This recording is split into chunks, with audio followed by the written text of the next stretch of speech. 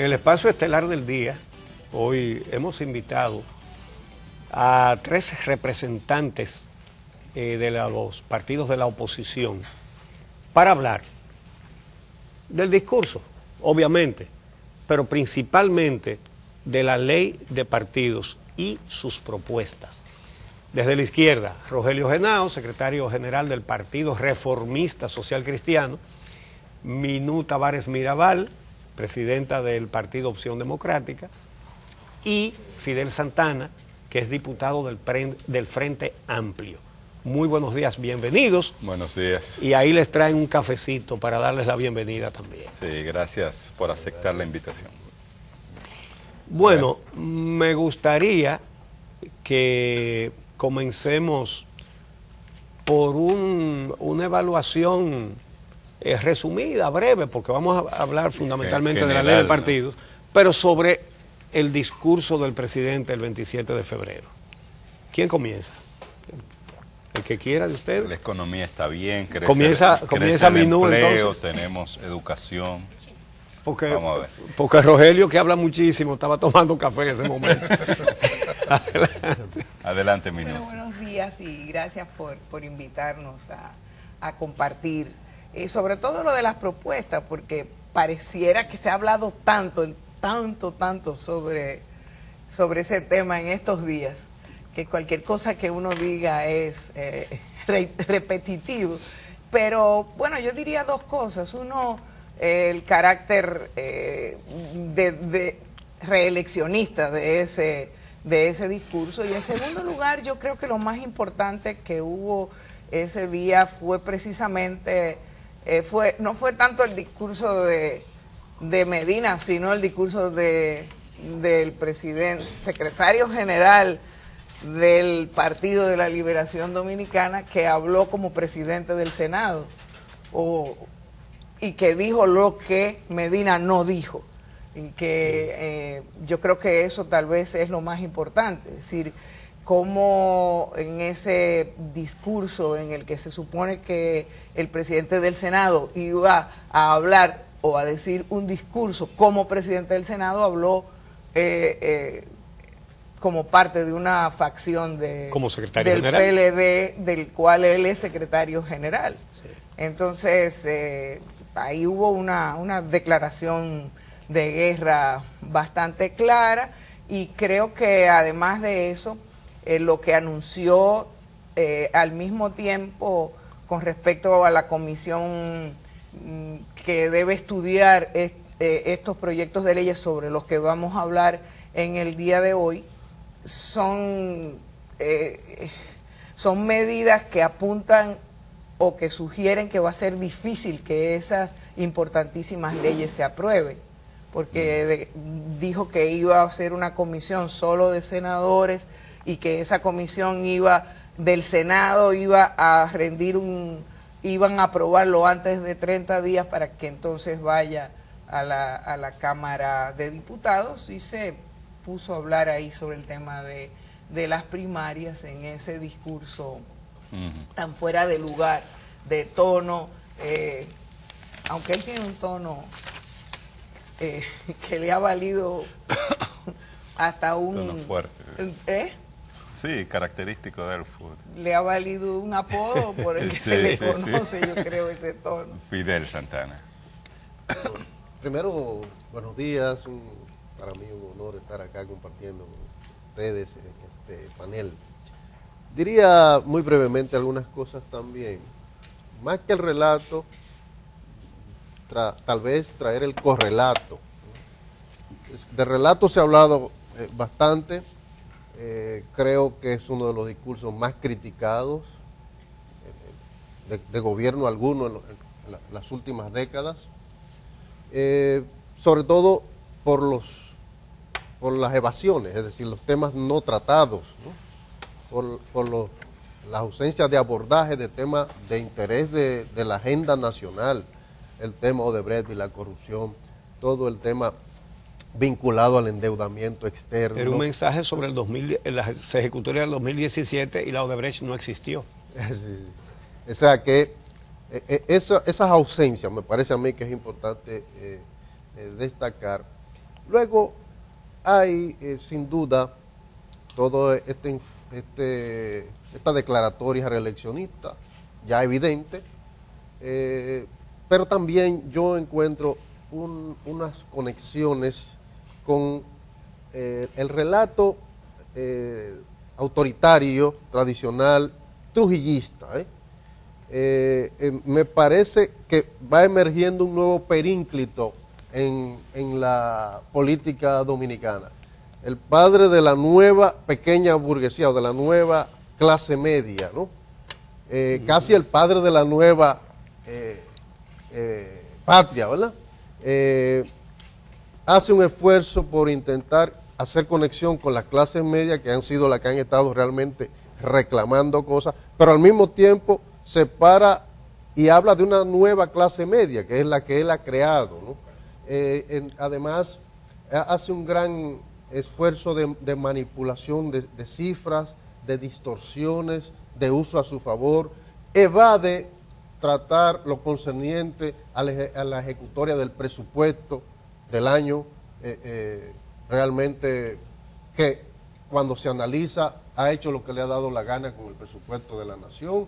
Muchas de las partidas que contempladas en el mismo no las ejecutó, cogió el dinero de unas áreas y lo movió para otras sin autorización del Congreso, entre muchísimas cosas más que pudieran analizarse de ese discurso. Muy bien. Tampoco habló de endeudamiento. Rogelio, Genao. Gracias por tenerme el honor de compartir este panel con tan distinguidos amigos. Lo primero que hay que decir, Uchi, y Javier, que en el presidencialismo dominicano la rendición de cuentas no deja de ser otra cosa que un protocolo constitucional.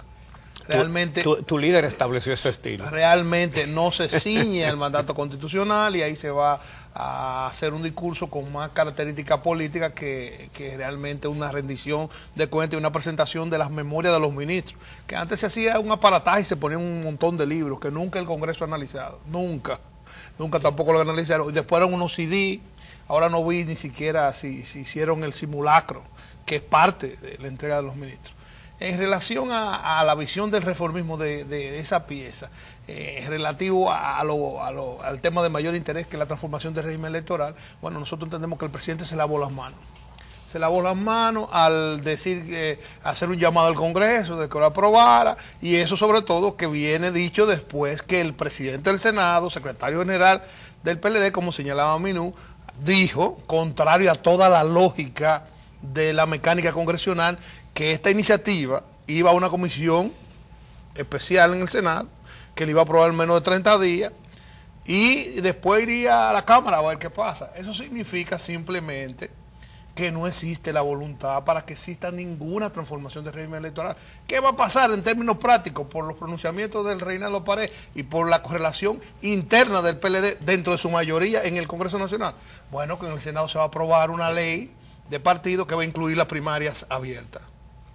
Sí. Y que eso no se va a concretar en la Cámara de Diputados, entonces va a caer nuevamente. Entonces no se va a aprobar y después van a decir, lamentablemente, no va a dar tiempo ya. Lamentablemente, pero además el presidente va a decir, bueno, yo se lo pedí. Además, tenemos que reiterar, ha sido una posición del reformismo permanentemente, que también la ha asumido la oposición, de que el tema de las primarias es un tema de cuarta, quinta categoría dentro de la transformación del régimen electoral. Y han querido camuflajear la realidad. ¿Cuál es el problema? El problema de la democracia dominicana, que es una democracia de papeleta, donde el Estado, no importa quién lo controle, en los gobiernos municipales, en el Congreso, en el Ejecutivo, con sus recursos impone las candidaturas. O sea, las elecciones se compran por el esquema, por el clientelismo que tenemos. Entonces eso hay que limitarlo a través de establecer normas que disminuyan el peso del dinero en la determinación, en las campañas políticas, donde en una democracia perfecta el dinero pesa 20,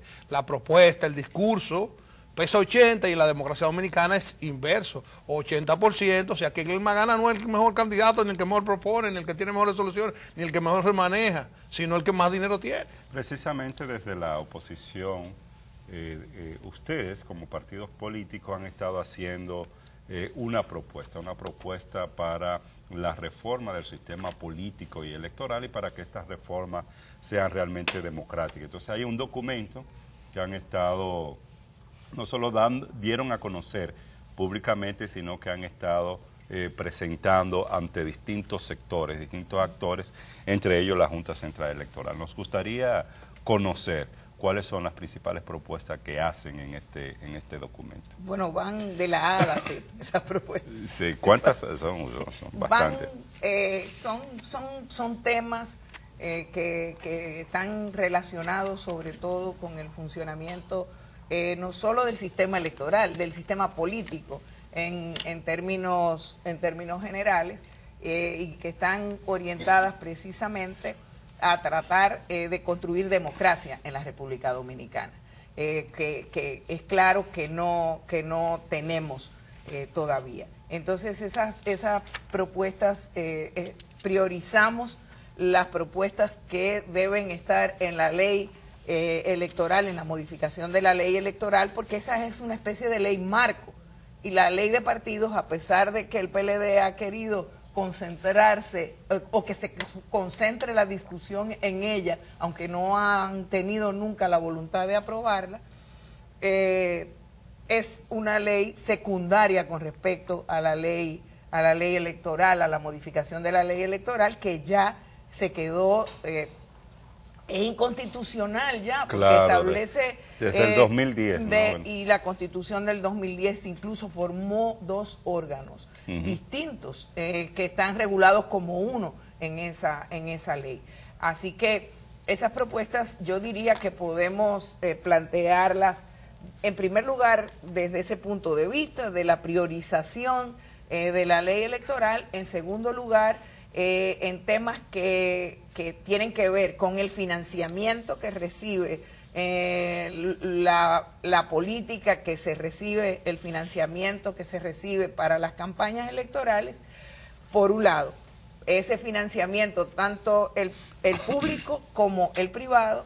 En segundo lugar, ponerle topes a los gastos que se pueden hacer en la campaña y en la política en términos generales, porque el problema no es solamente en la campaña, tanto en los topes de gastos a todos los niveles. Creo que es fundamental. ¿Ustedes establecen ahí que un porcentaje? ¿Cuál sería el mecanismo para...? Bueno, para la distribución de los recursos. Y para los topes mira, los topes... se establecen varios mecanismos para controlarlos.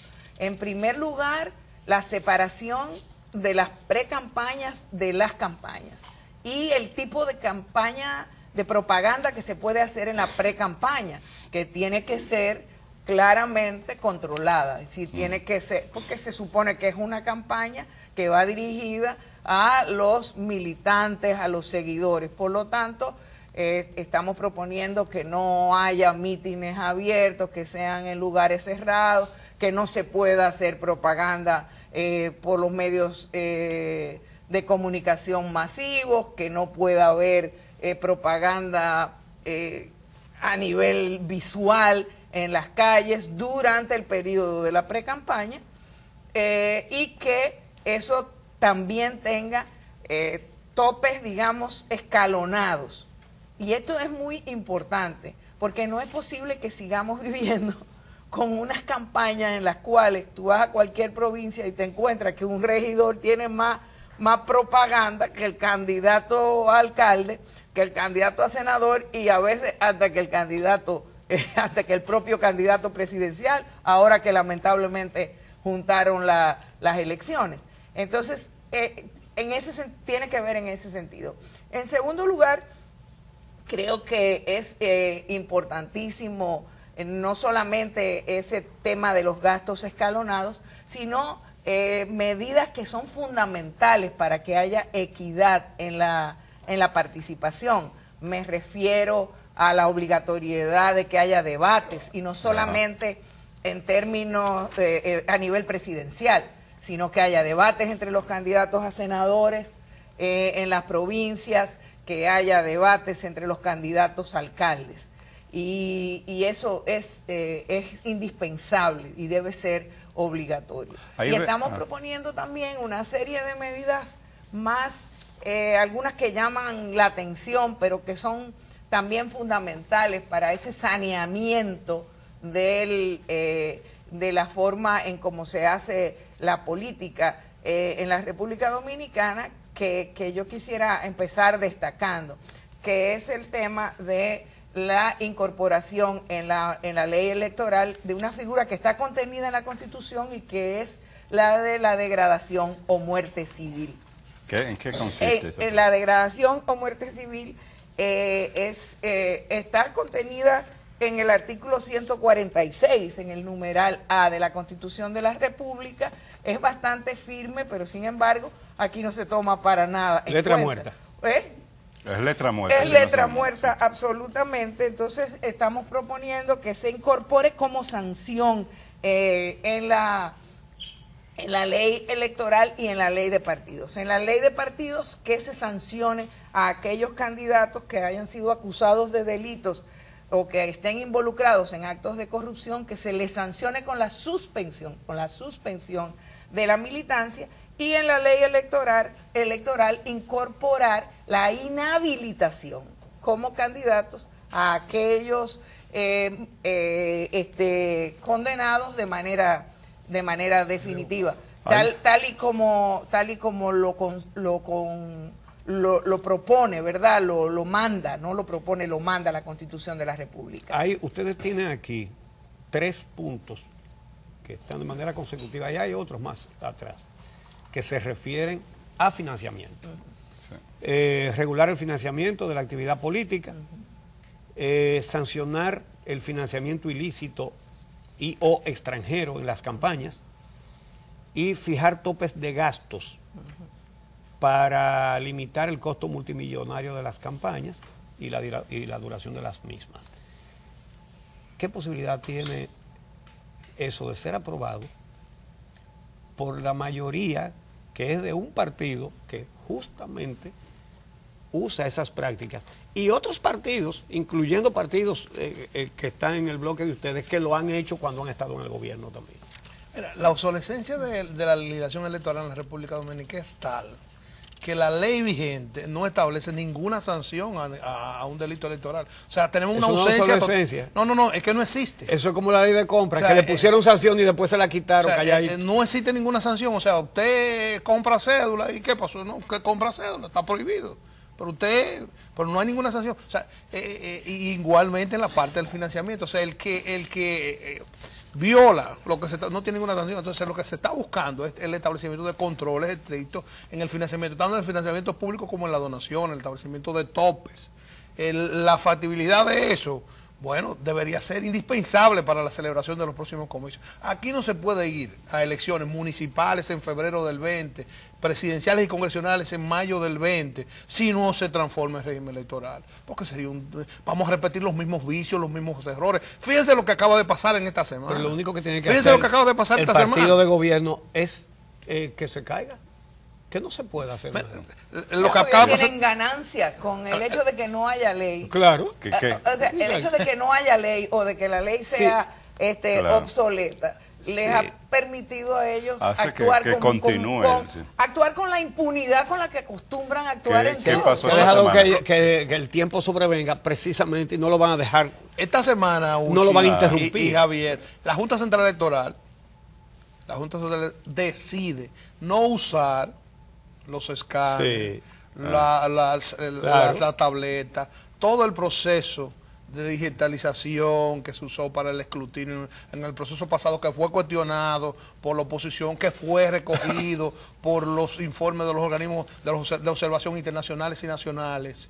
Y eso lo que traduce es que no podemos ir a elecciones si no se tiene un marco regulatorio que permita que los entes constitucionales, la Junta Central Electoral y el Tribunal Superior Electoral puedan arbitrar con eficiencia ese proceso, porque ¿qué es lo que vamos a tener? Claro, en materia de financiamiento veo una cuestión muy interesante acá que ustedes proponen, que es la inhabilitar a los suplidores y proveedores del Estado activos en el financiamiento de campaña o durante la campaña. Excelente, me parece que es una muy buena propuesta. Sin embargo, echo de menos acá el tema de rendición de cuentas o transparencia sobre el financiamiento privado. Es decir, que los que desde el sector privado financian, se sepa quiénes son y cuánto dan. Mira, decirte que la oposición concibe también este elemento y está de acuerdo en que todo el que financia política, ¿verdad?, lo haga en forma transparente y pública. Quiero destacar algunos ejes más que se están planteando, como es la idea de un nuevo sistema de distribución de escaños. Sí. El método de Hong es un método que al final de cuentas resulta inequitativo y produce que el partido mayoritario se alza en forma poco democrática con la mayoría de las posiciones electivas. Estamos hablando también de la separación de senadores y diputados, es decir, terminar con el arrastre para que cada quien realmente busque sus votos. Y estamos hablando de la descentralización y depuración de las juntas municipales electorales, porque hay un vicio de fondo y es que el PLD ha tomado el control de la mayoría de las juntas municipales y entonces en las juntas municipales está ocurriendo que se deciden muchas veces quién gana y quién pierde, no es en las votaciones, ni siquiera en las actas, y entonces estamos planteando una depuración de ese tema y luego estamos proponiendo también el tema del voto electrónico. Hemos planteado eso con la Junta, creo que la Junta tiene la disposición de hacer una especie de piloto con el voto electrónico. Nosotros creemos que es posible la votación y el escrutinio electrónico, como se está haciendo en muchos países, y aprovechar incluso las ofertas. Hay países que nos han propuesto hasta prestarnos los equipos.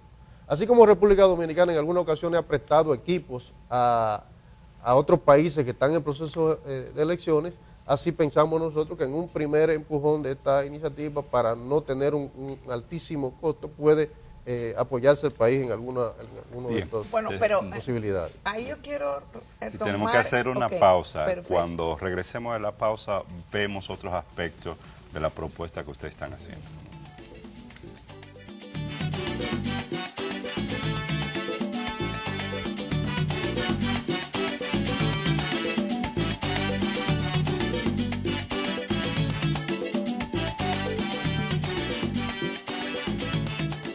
Continuamos conversando con Rogelio Genao del Partido Reformista Social Cristiano, Minú Tavares Mirabal de Opción Democrática y Fidel Santana del Frente Amplio. Que hay que recordar que Opción Democrática ahora, recientemente el Tribunal Constitucional falló a favor. Le dieron la razón después de que pasaron las elecciones. Claro. No es culpa del actual de la actual Junta Central Electoral, sino ese caso que va ahora otra vez a la Junta Central Electoral. Ahora debe ir a la Junta Central Electoral, pero el fallo ya está publicado, el dispositivo. Sí. Incluso le pusieron un astrente a la Junta Central Electoral por la violación de derechos que cometieron contra nuestra militancia. Sí, claro. Así, yo creo que es una sentencia muy importante en materia de derechos fundamentales, en materia de derechos políticos. Sienta un precedente. Sienta un precedente.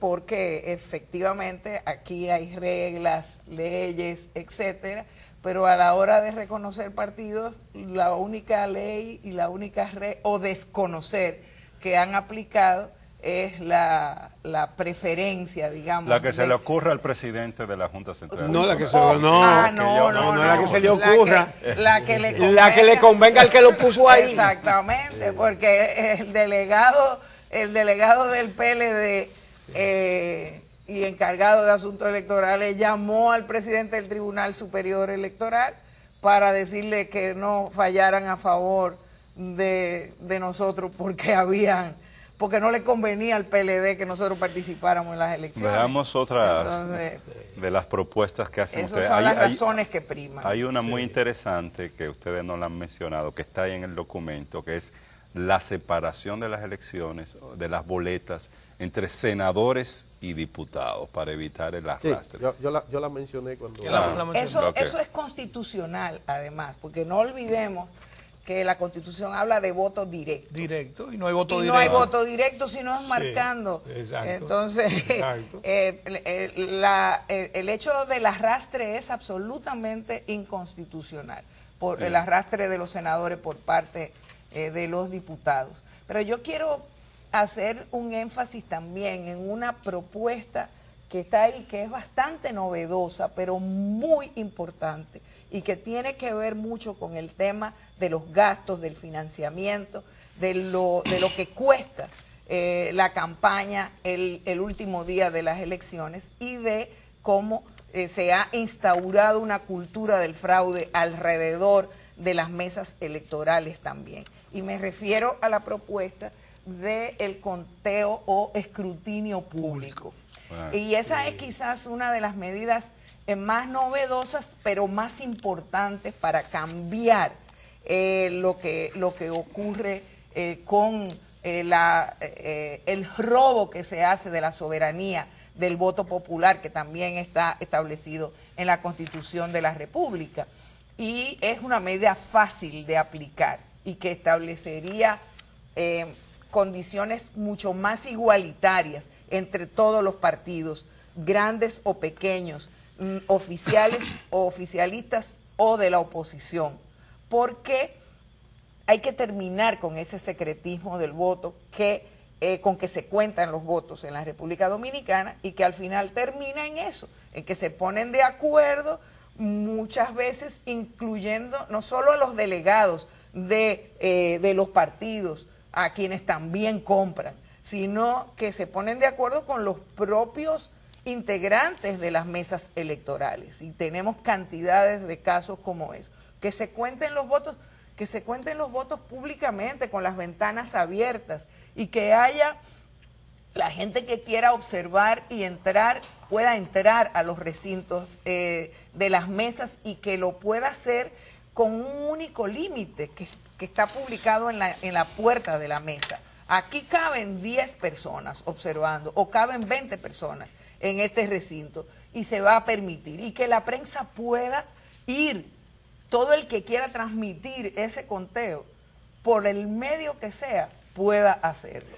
Y eso va a terminar, eso va a ser un paso importantísimo, que quizás sea uno de los cambios más que más puedan contribuir al establecimiento de medidas que nos permitan llegar a tener unas elecciones que sean limpias y que sean libres y que sean competitivas. Hay una de las propuestas, esa yo no la comprendo mucho, pero ya ustedes me explicarán, y es la del voto obligatorio. ¿Por qué obligar a un ciudadano que debería sentirse en libertad de incluso no participar y no votar por ninguna de las opciones porque no le convence?